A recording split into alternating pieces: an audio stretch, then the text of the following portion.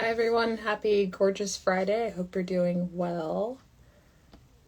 Today we're going to be talking about safer sex practices for LGBTQ youth, as well as going through some of the barriers to why safer sex education and practices and knowledge aren't as widely available to young people.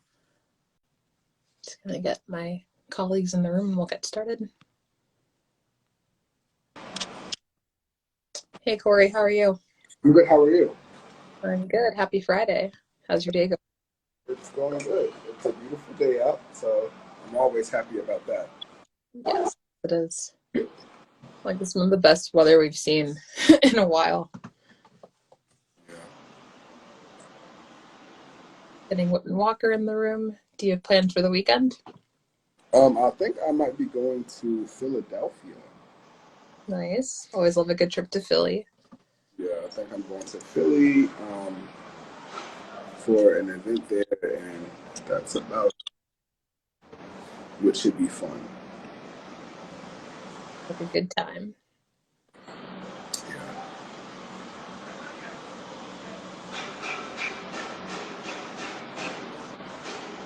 Okay, looks like Whitman-Walker's here. Waiting for the calibrations to happen for them to join. I had to stop at this like I'm down in South. Um, there's this looks like maybe Korean or something. It's called baseball. And I just stopped here and just sat so I can do work. It's 'cause it's a beautiful day and they have like a nice bath and like awning space. So I was like, this is perfect. Yeah. Good day to work outside or Yeah. work out in community. Cool. We've got Whitman-Walker in the room, so we can go ahead and get started. Alrighty. Hello, my name is Corey, and I use he and his pronouns. During the past few months, Women Walker Health Department has expanded its outreach efforts to social media platforms. We cover various topics about HIV and STIs, sexual health practices, access to care, social determinants of health, and public health interventions. The community health team is here to educate and support you, of course. April is STD Awareness Month. Schedule your HIV/STI testing appointment today. You can call Whitman Walker at 202-797-4439 or visit your local Planned Parenthood, medical providers, or city health department to access sexual health testing. Thank you. Hi, my name is Jewel, and I use she, her pronouns, and today we'll be discussing sexual health for LGBTQ youth. First, we'll go over some of the tips that we have for LGBTQ young people for engaging in safer sex and resources, and then we'll also discuss some of the barriers and data around quality sex education. So let's start off with the tips. Always discuss getting tested and sexual health practices with your sex partners. You can get tested together or apart and learn more about the actions each of you take to keep yourselves sexually healthy. As often as you are able, it is important that you wear a condom or other barrier and use lube. Condoms, barriers, and lube help prevent STIs, HIV, and unplanned pregnancy. The purpose of condoms and barriers is to prevent the exchanging of bodily fluids that can lead to STIs, HIV, or pregnancy. So this is things like blood or pre-cum or semen or vaginal or frontal secretions. Um, to just be mindful of these bodily fluids that you're trying to prevent from transmitting and sharing with other people.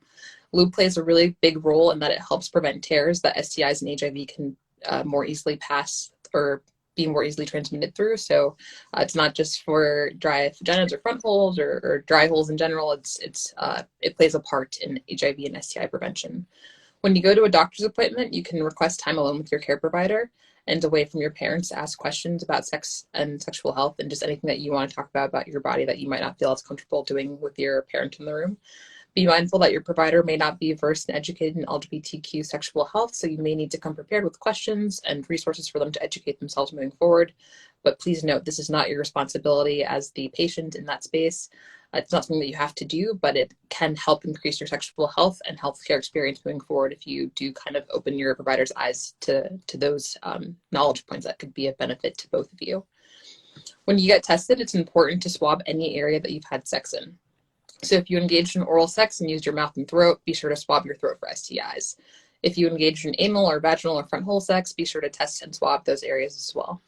If your provider is assuming the types of sex that you're having or assumes your sexuality, they might overlook the various areas that you need to swab and test or treat when you go to get tested.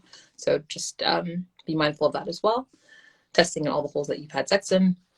You also just may not always be able to rely on your school sex education program or the Department of Health in your state for accurate sexual health information, especially as it relates to LGBTQ sexual health. But you can always call or message your closest LGBTQ health provider, even across state lines, like Whitman-Walker, for support, resources, and guidance on sexual health. In DC, you can even reach out to resources like Whitman-Walker again, Smile, Sasha Bruce, Us Helping Us, People Into Living, and Casa Ruby. If your community or organization is interested in the Whitman-Walker team providing mobile health services in your neighborhood, just contact us at mobilehealth@whitman-walker.org, and you can access PrEP, PEP, or start HIV treatment or other HIV prevention tools with Whitman-Walker Health, our Max Robinson Center at 2301 Martin Luther King Jr. Avenue Southeast, or our Whitman-Walker at 1525 location at 1525 14th Street Northwest. But again, we're happy to come to your community and bring our testing van to the space. So just email us at mobilehealth@whitman-walker.org. Finally, seek out a trusted and reputable sex education resource that is inclusive of the types of sex that you are having or want to have. There are great resources on social media like Whitman-Walker and at All Bodies Health and other medical and sexual health professionals that provide LGBTQ inclusive sex education and resources. Also, just wanted to do a quick shameless plug to check out the Netflix show Sex Education, as it does a really great job of showing more of the nuances of being introduced to sex for the first time and all of the complications it brings and questions and answers that many of us don't realize that we have. It even covers HIV prevention tools like PrEP, which is a daily pill that can prevent HIV by about 99%. Amazing. Thank you for that, Jewel. So let's talk about barriers to sex ed. Now let's talk about barriers to sexual education. One barrier to helping young people understand sexual health is that sexual education is not uniform across the United States. According to Planned Parenthood, only 29 states and DC mandate sexual education, so that's off by far. In many states, you might learn about abstinence. So abstinence is just refraining from sex, or and nothing about birth control.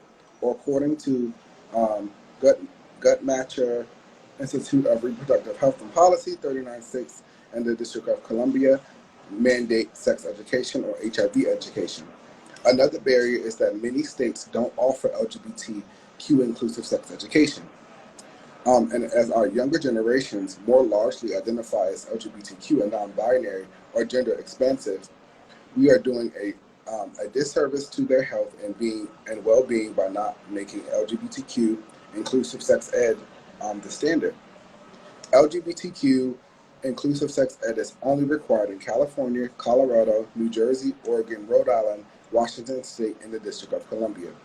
At the same time, 7 southern states either prohibit sex educators from discussing or even answering questions about LGBTQ identities and relationships, or actually require sex educators to frame LGBTQ identities and relationships negatively. So that's horrible. In general, like if we're talking about sex, we have to be all inclusive. Sex is a broad umbrella, and at the end of the day, even if there are people that are not in the space that identify as LGBTQ, there is a such thing as being DL or just experimenting. And if these people are not being educated on this type of sex, how could they possibly be successful in doing so? So that's a huge thing. So STDs are common, especially among young people. There were 26 million new sexually transmitted infections in 2019 in the United States. About half of these infections are people between the ages of 15 and 24. Young people are at greater risk of getting STDs for several reasons. Young women's bodies are biologically more prone to STDs. Some young people don't get recommended STD testing. Many young people are hesitant to talk openly and honestly with a doctor or nurse about their sex lives. Of course, being sexually active at a young age is something that sometimes is looked at as a taboo thing, or it's just a little bit uncomfortable because we feel like that we shouldn't be having sex at a young age. Not having insurance or transportation can make it more difficult for people to access STD testing. Some young people have more than one sexual partner. So those are just some reasonings that we, came up with that it's a little bit difficult, or why a huge percentage of the 26 million new sexually transmitted diseases in 2018 was in between ages 15 and 24. Sexual health can be an intimidating topic to bring up, and you may even have concerns about disclosing your sexual identity to a doctor. But it's important that you're honest with them and seek out a provider who can be affirming to your identities, and in turn and, and in turn successful in helping you reach your health goals. Thank you for that, Corey. That said, it's important to get tested. Get tested for HIV and STIs. Depending on a person's sexual health, practices, and activity, getting tested every 3 to 6 months can go a long way in preventing HIV and STIs.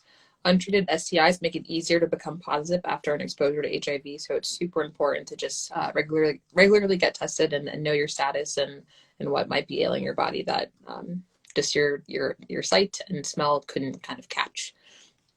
Learn about Whitman-Walker Health's testing hours and locations at whitman-walker.org/testing. HIV and STI testing are available by appointment at our Whitman-Walker location, so you can call 202-797-4439 to schedule a testing appointment, and that number is pinned in the comments below. And also just be sure to check out our website for the most up-to-date hours and testing locations. Again, we're located at the Max Robinson Center at 2301 Martin Luther King Jr. Avenue Southeast in Anacostia, and Whitman-Walker Health at 1525 14th Street Northwest near the Logan Circle. Both of our locations are accessible off the Green Line and the Yellow Line, and then also the 1525 14th Street location is accessible via the Red Line. If you receive a negative HIV test result, ask about PrEP. This is pre-exposure prophylaxis, and it's a daily pill that can prevent HIV. According to the CDC, when taken every day, this pill can prevent a person's chance of becoming HIV infection that's transmitted through sex by 99% and can prevent HIV that is transmitted through injection drug use by about 74%. There's even a long-acting injectable option for HIV pre-exposure prophylaxis that's now available. It just got approved in December of last year. But, learn more about PrEP and decide if it's the right HIV prevention tool for you. You can contact Whitman-Walker's PrEP team at 202-939-7690 or at prepclinic@whitman-walker.org. And if you are living in the DMV, you can access PrEP in DC and find a service location near you. You can visit www.sexualbeing.org. Maryland residents can access PrEP by visiting www.marylandhealthconnection.gov. And finally, Virginia residents can access PrEP by visiting www.vdh.virginia.gov. PrEP may be a good HIV prevention tool for you if you have been diagnosed with an STI in the last 6 months, if you are sexually active and don't always use external or insertive condoms, if you are unsure of your sex partner's HIV status, if you are HIV negative and are sexually active or have a partner who's living with HIV, or if you identify as someone who injects drugs or you're having sex with partners who inject drugs. These are all reasons why you might consider starting a prevention tool like PrEP. Thank you so much for that, Drew. That was great. If you are HIV negative and you think you have been exposed to HIV, ask for PEP. PEP, or post-exposure prophylaxis, is a 20-day course of medication that can prevent you after possible exposure. PEP is most effective when you start it within 72 hours of an HIV exposure. PEP is for emergency use and is available at Whitman-Walker. To access PEP with Whitman-Walker, call the PEP line at 202-797-4439 for support through Logan Circle or Anacostia Health Centers. PEP is also available at all emergency rooms, whether exposed to HIV through consensual or non-consensual sex or sharing needles and worse. It is important to seek PEP within 72 hours of exposure to HIV for it to be most effective preventing HIV. DC residents can access PEP by visiting www.sexualbeing.org. Maryland residents can access PEP by visiting www.marylandhealthconnection.gov. And Virginia residents can access PEP by visiting www.vdh.virginia.gov. Thank you, Corey. Well, that's all that we have information-wise for each day. But of course, before we go, we've got to talk about COVID-19 prevention and vaccines. If you've already gotten your COVID-19 vaccine, congratulations. You've taken a really big step to helping prevent yourself, your loved ones, and your community from getting sick. Uh, we've got multiple variants soaring across the United States at the moment, and it's totally understandable why you might keep wearing your mask, as the vaccine isn't 100% effective at preventing COVID-19, but it is pretty effective at keeping people not too sick with COVID, keeping them out of the hospital with COVID, and keeping them from dying from COVID. So keep staying alert and keep wearing your mask, keep following whatever the CDC guidelines are saying. Just keep up with the latest information. If you haven't been vaccinated and you're looking for an appointment, Whitman-Walker Health has COVID-19 vaccine available. Everyone ages 12 and up are eligible to get a COVID-19 vaccine, and even I think as low as 5 as of recently as well. Please reach out to us at 207-2480 to make an appointment with Whitman-Walker for a COVID-19 vaccine. And if you're having trouble making an appointment with us for DC residents, you can find more information about the COVID-19 vaccine at vaccinate.dc.gov or at coronavirus.dc.gov. And you can also call 1-855-363-0333.